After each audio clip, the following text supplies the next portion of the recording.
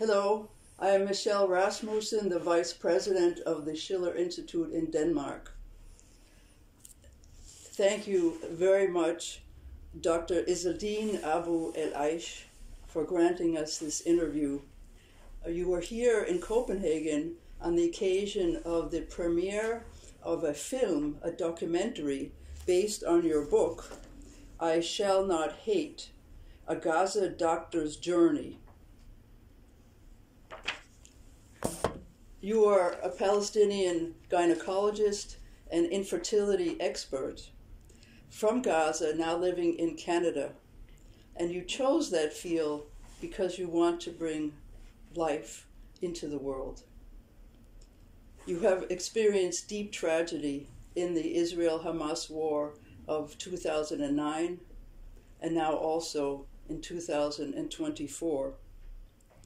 Yet you are traveling around the world with a message of hope and reconciliation and have even been nominated for the Nobel Peace Prize several times. What is your personal tragedy, and what is the tragedy of the Palestinians? Thank you so much. I'm coming to Copenhagen for the premiere of the book, I Shall Not Hate, which is my life story. And the stories are not something to read in the book. Stories are about the living experience in order the people to learn from it and to live it. And there are lessons behind it, and to know who are the Palestinian people. As a Palestinian people, for me, and as a Palestinian refugee. And that's important. If we want to know, we need to dig deeper and to ask what's going on, what is happening, to learn, to connect, and then to act. Because most of the challenges in our world, they stem from ignorance, arrogance, greed in this world. So as a Palestinian refugee, we need to ask, and that's what I learned, what is the meaning of being a refugee? Someone who has a home, who has a country, has dignity. And a sudden, to be kicked out by force, to be naked in this world, deprived of the dignity, of the privacy. Home is not for walls. Home is culture, is life. It means a lot. The only thing I don't want to accept it in this world to see someone homeless. Because when someone homeless is becomes disclosed to the world, there is no privacy, there is no life. And that we as Palestinians, we experience it during the Nakba, and even now, the Palestinians are experiencing it in Gaza Strip. No nation has been tested as we have been tested as Palestinians. My life was a war. We as Palestinians, we are fighting on a daily basis. Not because we want to fight, in order to survive, to be recognized in this world. We love life, and we want to live and to give life to others. Even in times of disaster, during the war, the current war, the Palestinians are smiling, and they got married, to have marriages, because they want to continue their life. And this is a message to the world, to know who are the Palestinians. So that's why I came here for this message. From where did I come as a refugee? And nothing stopped me from achieving my plans and the dreams. From Jabalia refugee camp, when I was a child, I dreamed to be a medical doctor. But the dreams are not just a dream and then they will happen. You need to have confidence. You need to have hope. When you speak about hope, hope is not just a word. Hope, you need to believe in it, and you need to work hard to achieve it.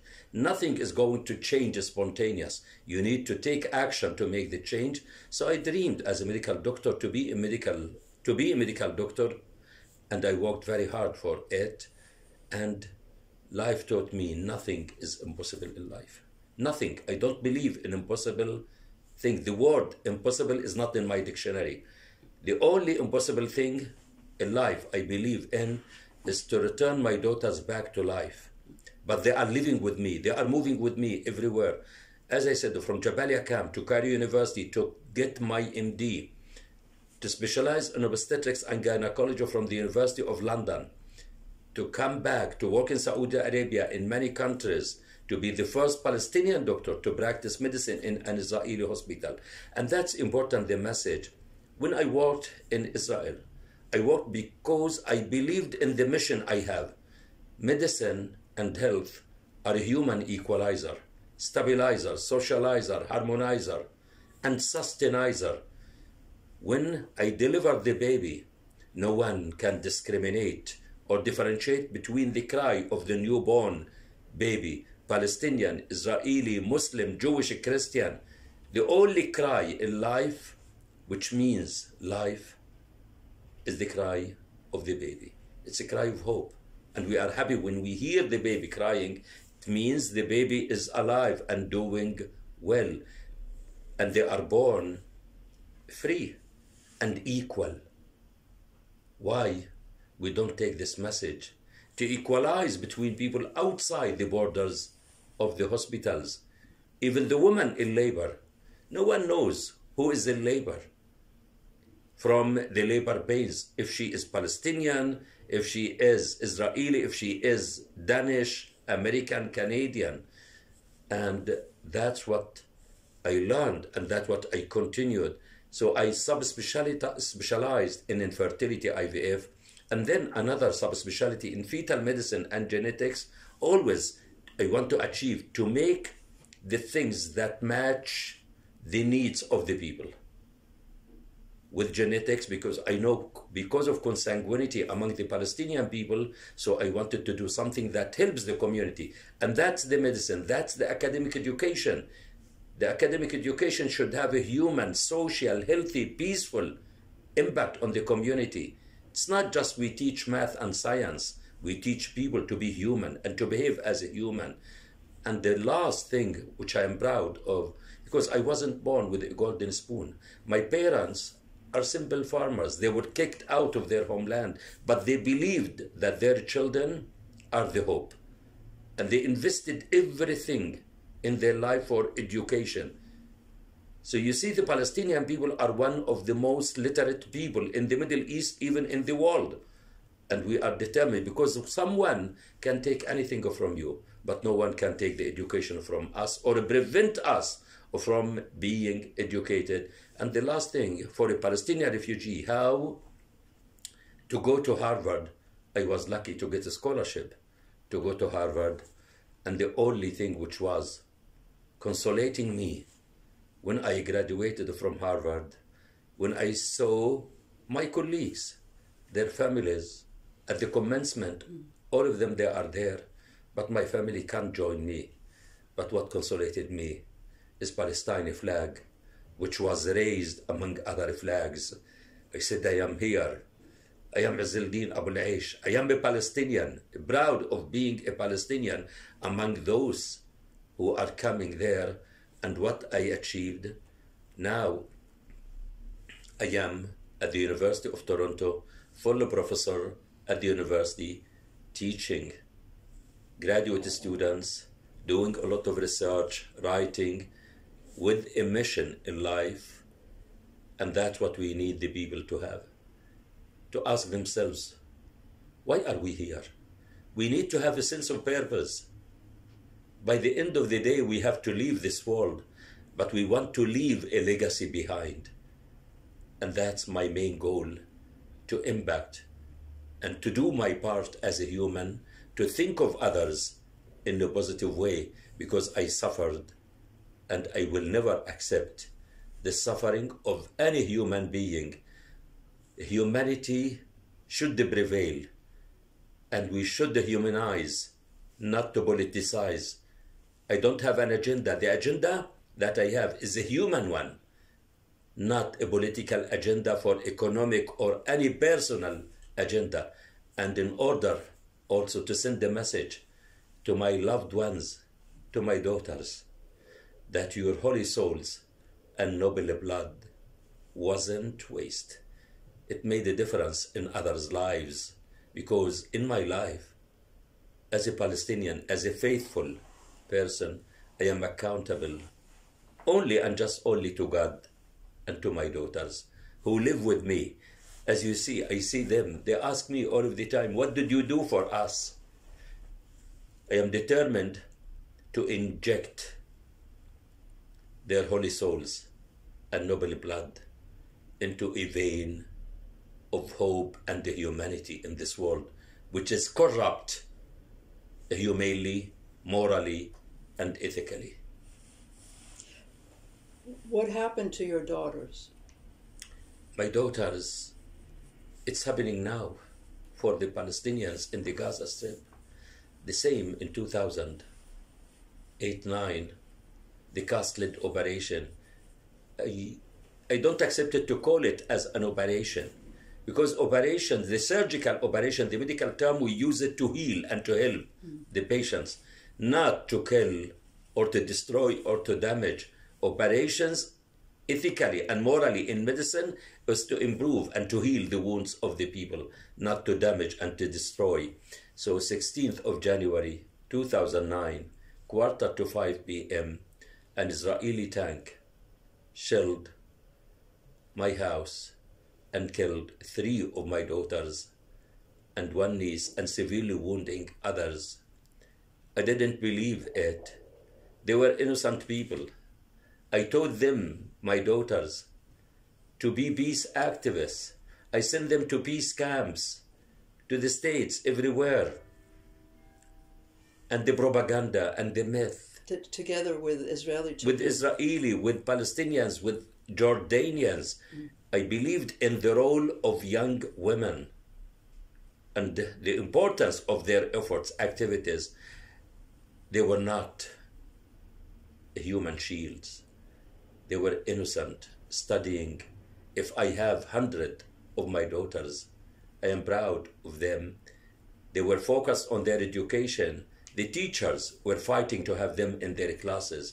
They never succeeded, less than 97% in their schools. They have their plans, they have dreams, and they plan it, and they worked hard for it. Bisan, who was 21 years old, she was about to graduate from the university with undergraduate degree, whom I promised to send her to London School of Economics. Mayar, who was 15, who was #1 in math in the Gaza Strip, who planned to follow my path to be a medical doctor.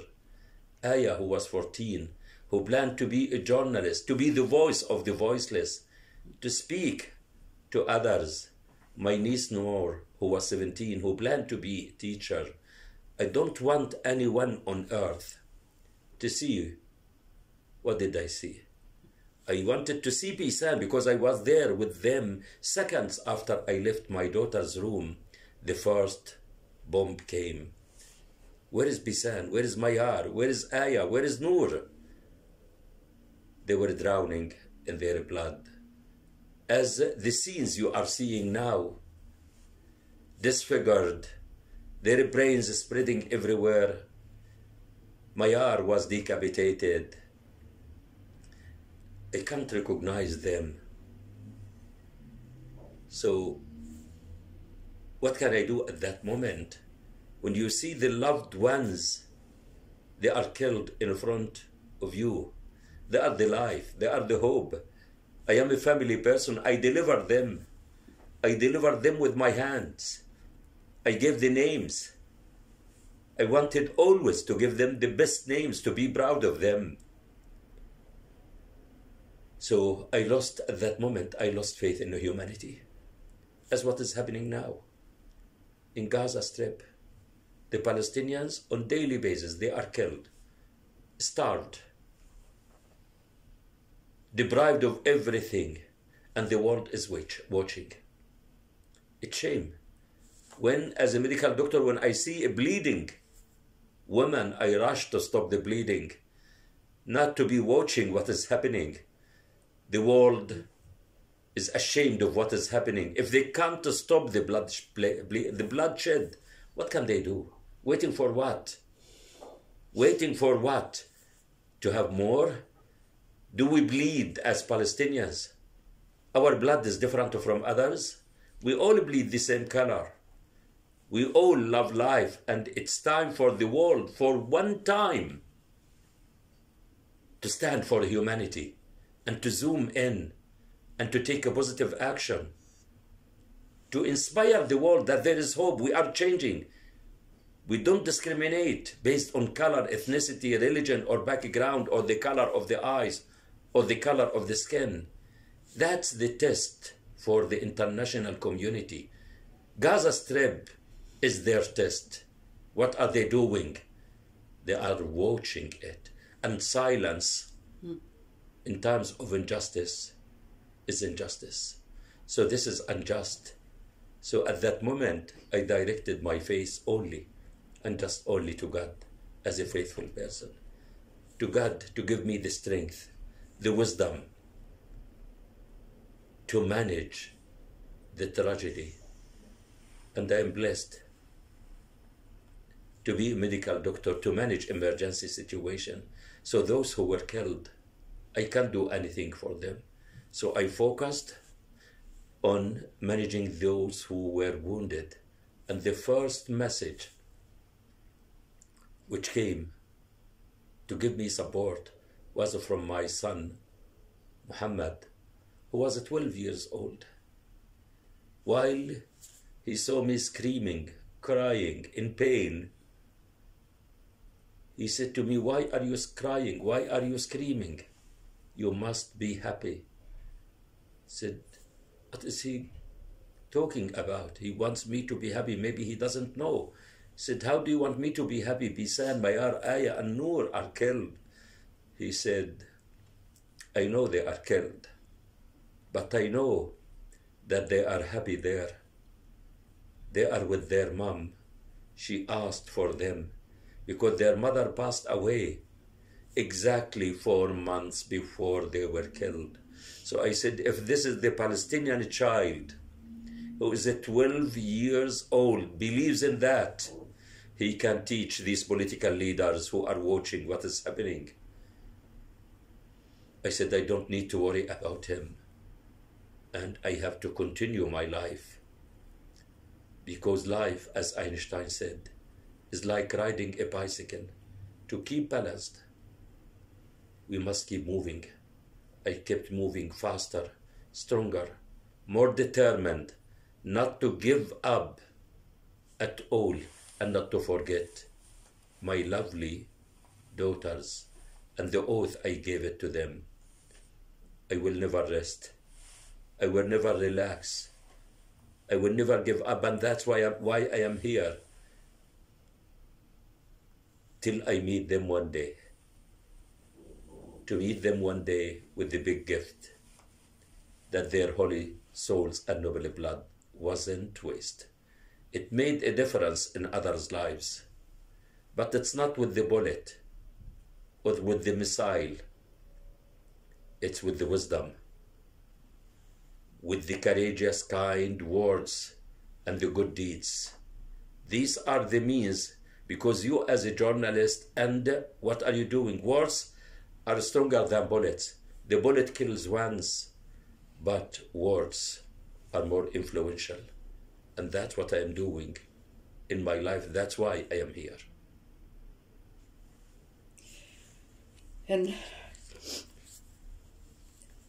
as you say, that the tragic irony is that you had been an agent for peace between Israel and Palestine for many years before your daughters and your niece were killed.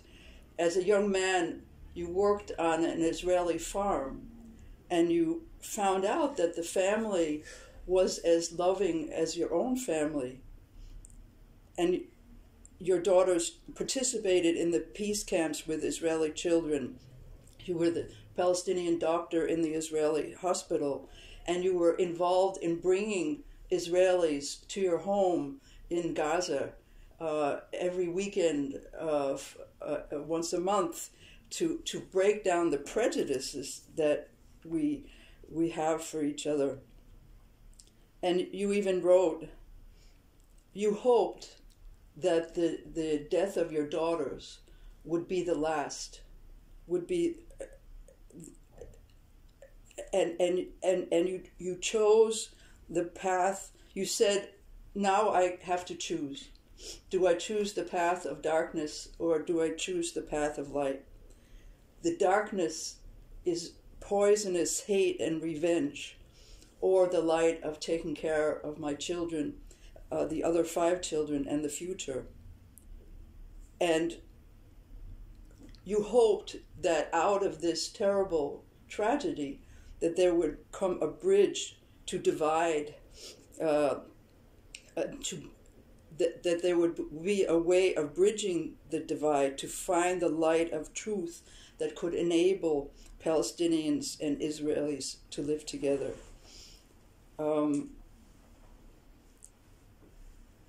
Can you say more about what your mission is now? My mission now, and when I send my daughters to peace, and even when I worked at the age of 14 in the farm, and it was the first time, because as I said, my life was a war. And war is not the soldier who is going to kill and to be killed. War is far beyond the soldier who is killing or killed.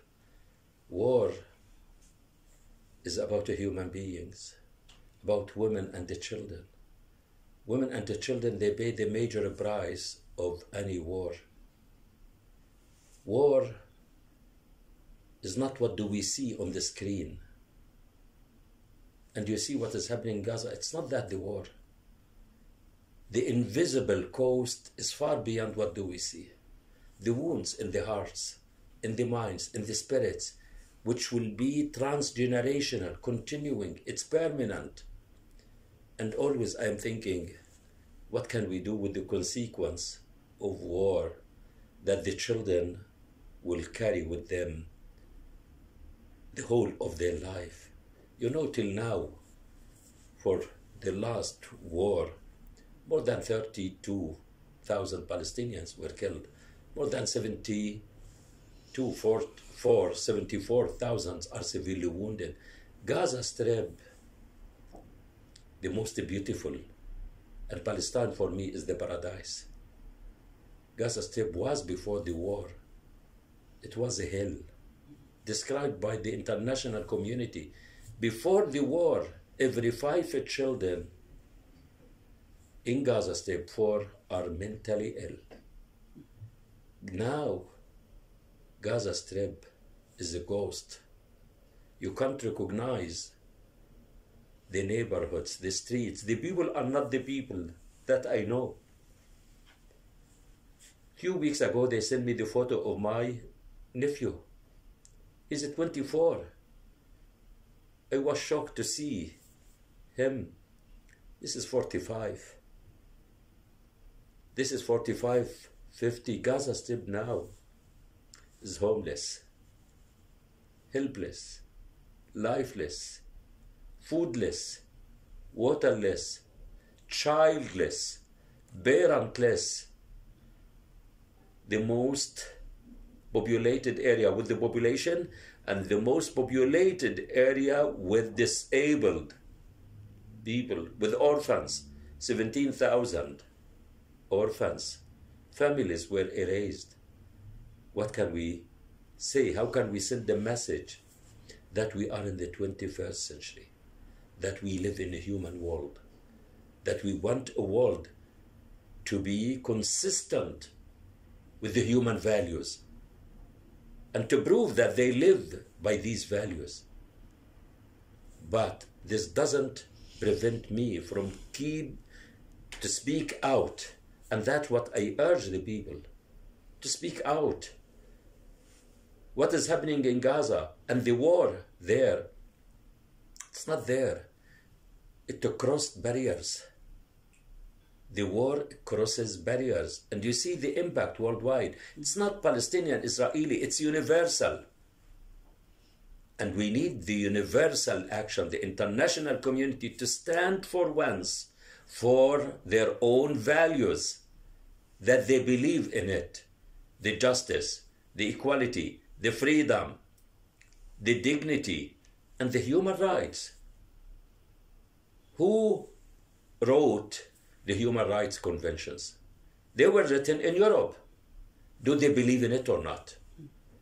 If they believe in it, they have to live by it, not in a biased, selective, double standards. What is white is white. What is black is black. And that's what we need. We want to resume trust in our international community. That's the guarantee for a stable, sustainable world. And that's what I am trying and will continue. I believe nothing is permanent in life. Nothing is permanent. And nothing is impossible. Everything is dynamic. And life is a cycle. We go up and then we go down. So it's time for the change. And I urge political leaders who are there representing their people. They are servants and serving the people themselves. And they should listen to the people. You see what is happening everywhere in the world? There is a divide between the public opinion and the political leaders.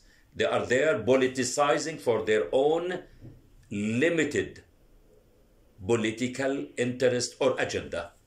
So it's time for them to have the moral courage, to be risk takers, to say we are joining the public to achieve the goals of the public, because in this way they will save the Palestinians and the Israelis and their people. They will save the Israelis from their extreme destructive leadership to the Israelis. And also because any harm, the extreme political Israeli leadership is destructive to their people and to us as Palestinians. So we need someone who can say this is not good for anyone, and we have to intervene immediate, now, not tomorrow. And you had hoped that the death of your daughters would be the last deaths in this struggle. And now, 15 years later, it continues even on a much larger scale. And you said in an interview that last month that 20 members of your extended family had died. What is the cause of the spiral of violence? As a medical doctor, of course, and as you mentioned, I said it, if I could know that my daughters were the last sacrifice to be killed in the way to peace between Palestinians and Israelis, then I will accept it. But they were not. They were just numbers. And I will never accept any human being to be just a number or what they call collateral damage. Human beings are human. They have names. They have plans. They have hopes. They have parents. They have a future. They have life. And it's time to speak about a human as a human. Each human being for their loved ones is the world. Is the world. Saving one as if you saved the world. Killing one as if you killed the world. So that's why I will never accept it and will continue to advocate strongly for the human life, for the equality. So you speak about what are the problems. I learned as a medical doctor, in order to treat a patient, I have to have accurate diagnosis. And the accurate diagnosis is the truth, is the light, which guides us in times of darkness. Because once I have the diagnosis, I can set up the right treatment. So what do I do in order to have accurate diagnosis? When a patient comes to me, I take the history. Not to blame the patient, the history to know what happened and what's going on, and then I will do examination and to do some investigation. And once I have a clear idea about the diagnosis, I can set up the right treatment.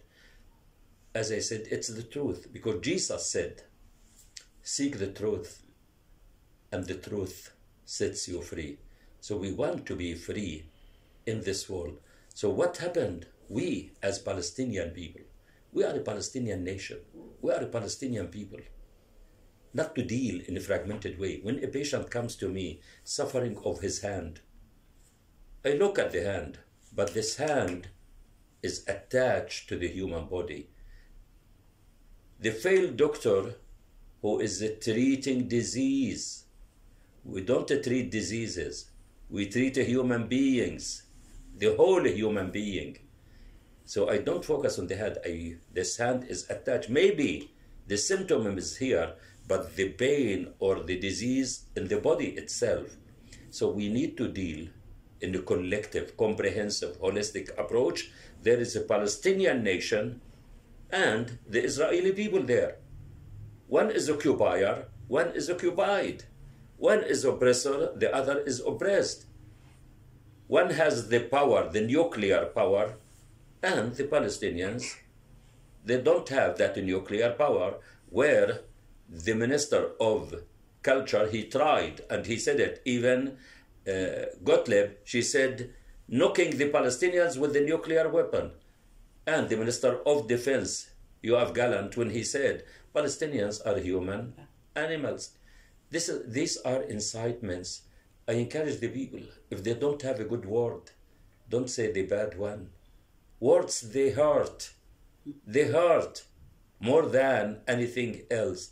So that's the diagnosis. We want the Palestinians to be free and the Israelis to be free. Even the occupier, he is not free.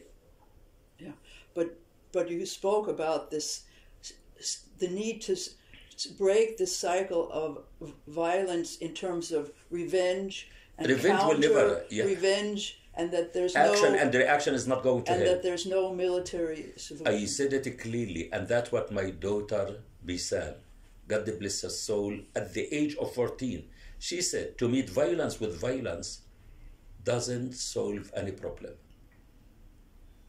Action and reaction, this vicious circle is not going to help at all. We have a negative, we need something positive. We need to equalize between Palestinians and the Israelis. Not occupier and occupied, but the free and the free, based on equality, justice, and the freedom for all, and dignity for all. And I said it clearly, we both, as Palestinians and Israelis, we are like conjoined twins. No one can turn his back. Any harm to one will affect the other. We live and ride one boat, and we must not allow anyone to do harm. We have to reach the shore peacefully, equally. And that's, so I said it, the future, the security, the safety, the independence, the freedom, the dignity, the life of the Israelis is linked, intertwined, inseparable, interdependent on the Palestinian safety, security, freedom, rights, dignity, and life. That's the only way, which is a guarantee for a long-lasting, stable, sustainable relationship. Even the word peace, we are talking about it sometimes. Peace is not a word. It's not a word we are talking. We want peace. But no one is asking to dig deeper. What is peace that we are talking? And the people, they lost faith in it because they don't see it. Peace is a relationship. It's a relationship between two parts. I have a peaceful relationship between you based on respect, listening to each other. We need to have peace between us and the environment. Do we have peace with our environment, with Earth? We do harm to our Earth. We do harm to our environment. Even we don't have that peace with the environment in which we live. So we need this peace. There are certain means. The peace is the goal, but we need the means to achieve this peace. Mm-hmm. What are the means? Yeah. Number one, respect,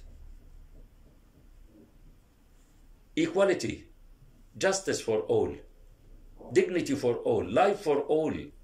Once we have these means, peace will be a consequence. And that's what we need to shift the way, not to start from peace, start with the basic requirements, the main foundation for peace, and then you build. The building will be peace, but you need to set up the means. Just to follow up on that, you said in your book, whereas the international community, I'm against rockets and suicide bombs, but Also, against shutting the door against the people who are suffering, I ask a decent life for Palestinians. Instead of building a wall, we need to build a bridge. But as a legacy for your daughters, Bisan, Mayar, and Aya, you founded the Daughters of Life Foundation. And on your homepage it states, hate is not a response to war. Rather, open communication, understanding, and compassion are the tools needed to bridge the divide between Israeli and Palestinian interests. All can live in harmony, and all can reach their full potentials spiritually, emotionally, physically, and intellectually. Why did you call your book I Shall Not Hate? No, I called my book I Shall Not Hate because the people, after the tragedy, they used to ask me, and they asked my daughter Shada, Christiane Amanpour, in an interview, asked her, do you hate? So my daughter Shada, and she's 17 years old, whom also I sent to peace camp, she said, the answer was, whom to hate? And the people were asking me, do you hate? I said, why do they ask me this question? So I started to learn about hatred, to do a lot of literature review.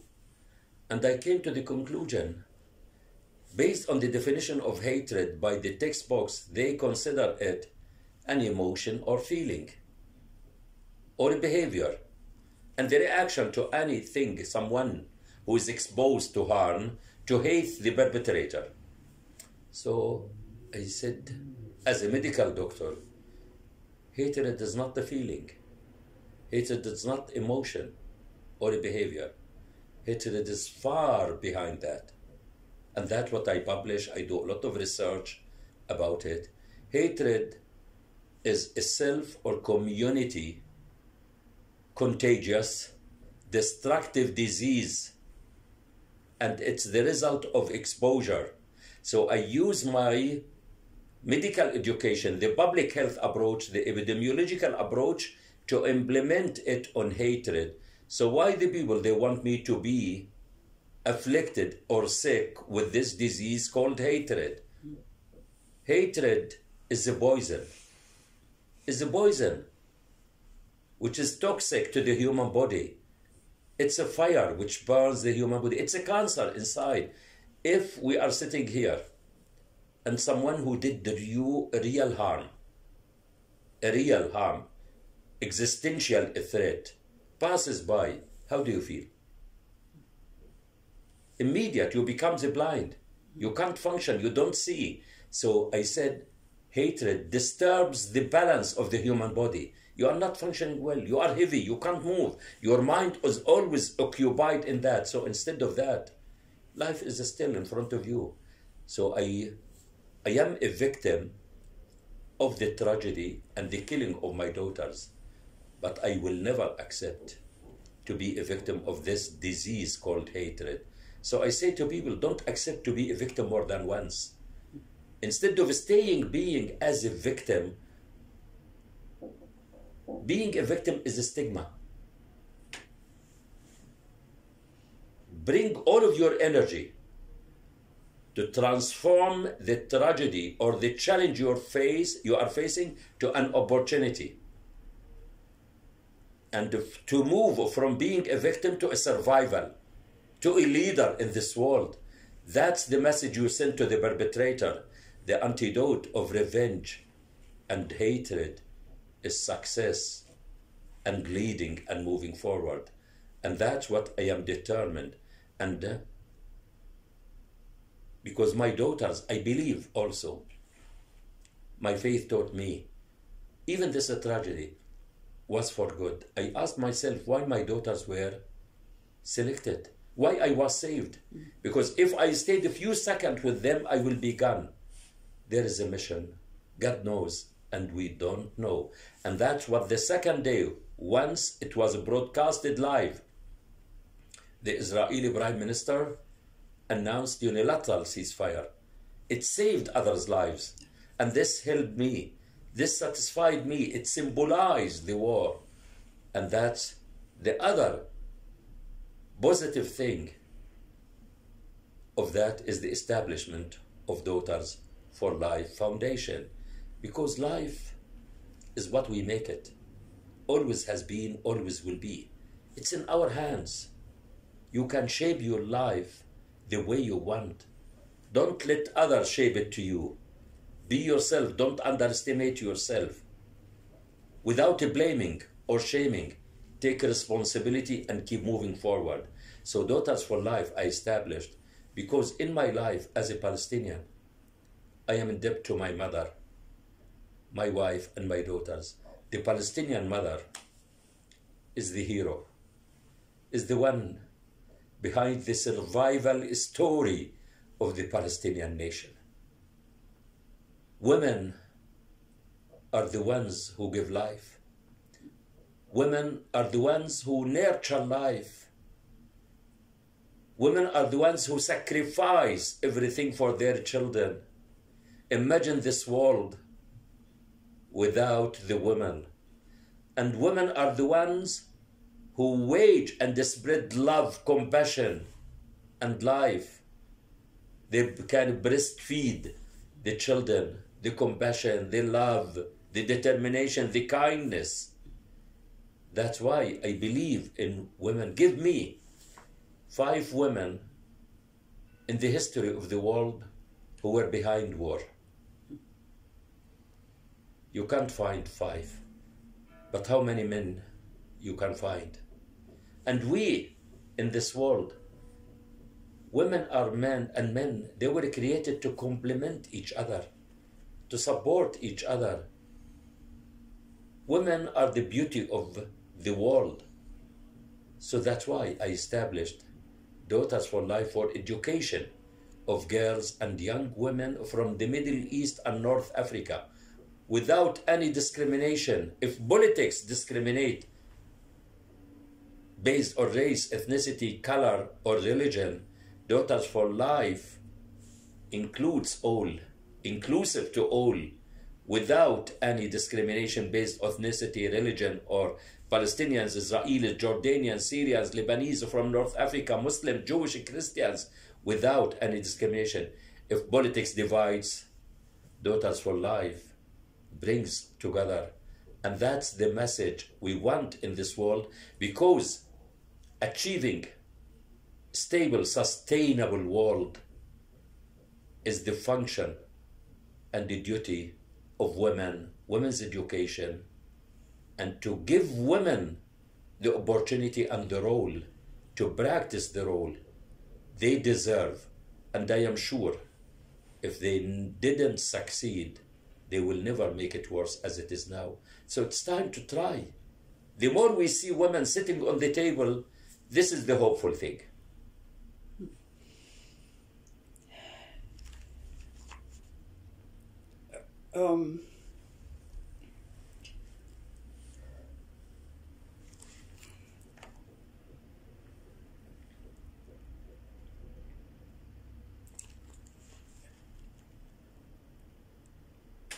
Back to this about breaking this cycle of violence.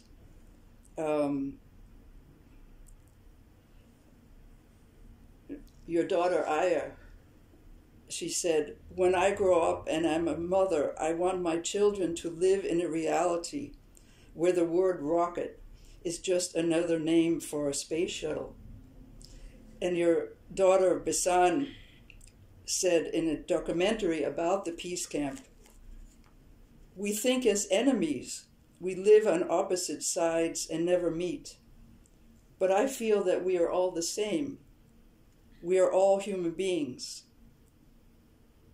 And you have also stressed that the Palestinians and the Israelis are more similar than different. Back to this question about hate.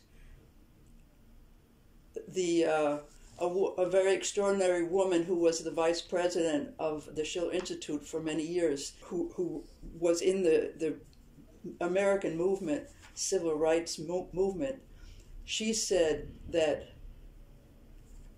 hate it not only destroys the hated, but it destroys the hater. As you say, this poison.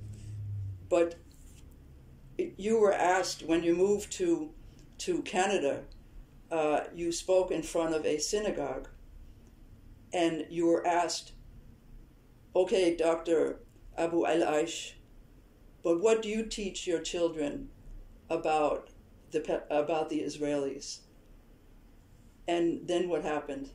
Yeah, thank you so much for this question, because this is the perception and the ignorance. And when we don't know the people, we have our own ideas. So after what I faced, and I was invited to that synagogue where there were about 1,200 people, Muslims, Jewish, Christians, from everywhere. They moved even the venue from one to the other, because the number, even they can't accommodate all. And it was the first time in my life to take my children to an event. So after the questions, the period of the question, they asked, what do I teach my children after? So my answer to them, which is on the video, they asked, I said to them, I practice medicine with evidence. So my children are here. So I called my daughter Rafa, who was 9 years old, called, Habibti Rafa, my darling, come here. Tell them, what did I teach you during the war, where the bombardments from everywhere, the house was shaking, under the fire. She was shy, and then she started to speak. And what she said, my dad taught us Hebrew words. The translation, I love you, how are you? And that's the answer. And that's the perception why this prejudice, to think the Palestinians, they teach their children to hate or to be angry. We don't hate anyone. Even our Palestinian poet, Mahmoud Darwish, he said, we don't hate anyone, and we don't steal anyone, and we don't want to delete anyone. We want to be recognized. We want to have our dignity, our freedom, because the most holy thing in the universe is a human being and the freedom, and we are deprived of the freedom. So I urge the world is not free, by the way, as long as Palestinians are not. And they have to zoom in to understand that the world's freedom is from the Palestinians' freedom. Our partner, the LaRouche organization, has recently released a video, the Oasis Plan, LaRouche's Solution to the Middle East. And it describes what the American economist and statesman Lyndon LaRouche has proposed, developing since 1975, the idea of peace through development between Israel and an independent Palestine, through cooperation to develop water resources and other infrastructure. Because we think that we need to have a vision of a future common interest in mutually beneficial economic development to bridge the divide, a vision where Israelis and Palestinians could live peacefully together as a way of paving a path to peace. What do you think of this Oasis Plan proposal, and how could a vision of economic development help create peace? It's important element, because you speak about economic and development. Economic development is one aspect of the needs of a human life, but we need development in the different sectors and different aspects. Like a building, I say, the building, we need the strong foundation, and the economy and the capital is covered, and they are afraid. You need stability and sustainability, safety and security. Anyone who is going to invest an economy in Gaza Strip, can anyone now to go to invest in Ukraine? Can anyone go to invest in Ukraine now? No. No one will invest in Ukraine because it's not safe, it's not secure. If tomorrow to say to people, go to invest in Gaza Strip, what are they going to say? No, I want safety, I want security. So economic development is supportive and strengthening to the conditions that we need to prepare. And it leads to stability, sustainability, and building the trust. Trust is vital in the relationship. So the first thing, you need the means I was talking about in order for economic development to thrive. Number one, equality. Because if we are not sitting at the same time to say development, I am down, we need to fill the gap in the equity. So there is a gap. So you need to fill the gap in equity, then we move together equally towards the goal of economic development that leads to stability, sustainability, and to turn the page, the dark page in the relationship, and to turn it into a brighter one with the following really values: equal, just, free, dignity, and developing based without leaving anyone behind. Not to leave anyone behind in a collaborative way and inclusive, not exclusive. And that's what I believe.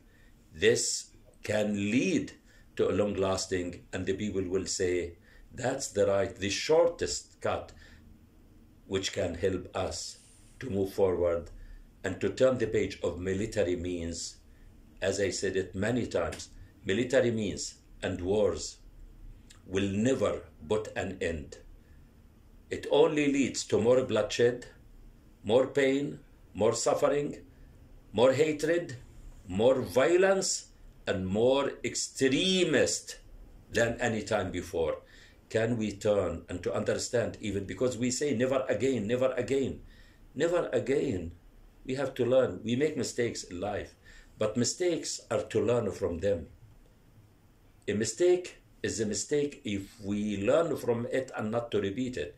If it's repeated, it's not a mistake. It means we do it deliberately and we didn't learn the lessons. I hope October 7th to be the last that we can experience, and to learn from it and to use it as an opportunity. And we have a moral, ethical, and human responsibility. Palestinians and Israelis and the international community, those who paid the price from the Palestinian children, the women, the wounded, the destruction, and the Israelis, our moral responsibility to keep them alive through spreading hope, sending a message to them that you paved the way for this development based on the means that we are talking about, that they shed the light for all of us. There were candles burned for the future generations, not to be burned for a political interest, because in life we have a priority. The priority in life is not the past. The past is to learn from it. The priority in life is the present and the future. Who are the present and the future? Our children and the future generations. We are accountable. What legacy do we want to leave them? If we love them, we have to learn the lessons to inherit them a safe, secure, healthy, peaceful, free future. And that's what we need to work together. And it's not only Palestinians and Israelis. The international community should come to step in, because there is an interest for the whole world. Because what is happening there, it's universal. Solving it, putting an end, it gives hope to the world. Trust in the international community, and the whole world will benefit from it. There's also this idea of having, that you just spoke of having an image of the future. And determining what we do now to reach that future. We get an image. This is our idea of the Oasis Plan, but also our international chairman Helga Zepp-LaRouche has often used the idea of a Catholic bishop from the Renaissance period, Cardinal Nicholas of Cusa. He called it the coincidence of the opposites, that you can never solve the conflict on the level of the conflict, that you have to rise above to find that common interest in which then the people can see why they should work together. And he even wrote a piece called The Peace of the Faith, Di Pace Fidei, to find a unity among the multiplicity of religions. Just the end you spoke about in your book. You spoke about in your book, just as Martin Luther King. You have a dream. What is your dream, and what is if you have any parting words for our viewers? And just before that, you spoke about your mission also professionally to bring life into the world. The Jewish people, when they want to say cheers, they actually say l'chaim, to life. And if we could make that as a common principle to bring unity and peace between the Israelis and the Palestinians, to have that as a slogan to life. But what is your dream, and do you have any concluding words for our viewers? My dream and my hope that I am working for it, to see an end to the suffering of the Palestinians, and to be free side by side with the Israelis, which I see it in a dynamic world. As I said, nothing is impossible. No one was expecting one day in 1994 to have Oslo Agreement, Yasser Arafat and Rabin to shake hands. So nothing is impossible. And the world is full of surprises. But surprises are not just words. Surprises and hopes are, values that we need to act for it, and to see the truth and to understand without bias, and the world will benefit from it. And as I said, we have a lot of commonalities between both, and how the only guarantee, my hope, to see my next door neighbor, an Israeli Jewish, to live side by side as equal, as free, and to turn the page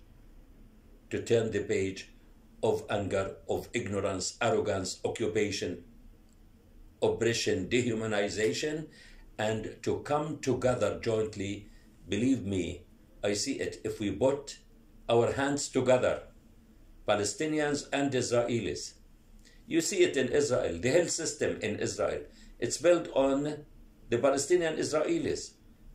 30-40% of the nurses, the doctors, when I work there, how can my dream to see Palestinian children and Israeli children at the same school, at the same university, as equal as any other nations?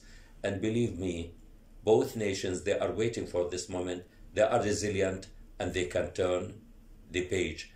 And I am waiting to see this happening. And personally, when the people, they say it's complicated, I say nothing is complicated. If there is a goodwill, there is a way. And we have to find our way with the support of the international community. And because it's the hope and it's the goal and the dream of the international community. without being indifferent, biased, selective, or complicit, but to be fair and to work for the rights, equality, and justice for Palestinians and Israelis. I say to you, the Israeli interest is more for and with the Palestinians. They have American Jewish, you are American Jew. Their close neighbor, who is the Palestinian there, to be closer to them and connected to them more than the Jewish in the States. I live in Canada, my neighbors are Jewish. So when I am in need of help, the first thing I call my neighbor. So they have to build and to strengthen their relationship as equal, free, dignified neighbors. That's the guarantee for a good life for all, where I value life, and the Israelis to say, L'chaim. Thank you so much. I also I encourage our viewers to read Dr. Abuelaish's book and to see the movie when that is available for you, which we will see this afternoon. And I also encourage you to register for the Schiller Institute's April 13 free online conference, The Oasis Plan, LaRouche's Solution for Peace Through Development Between Israel and Palestine and all of Southwest Asia.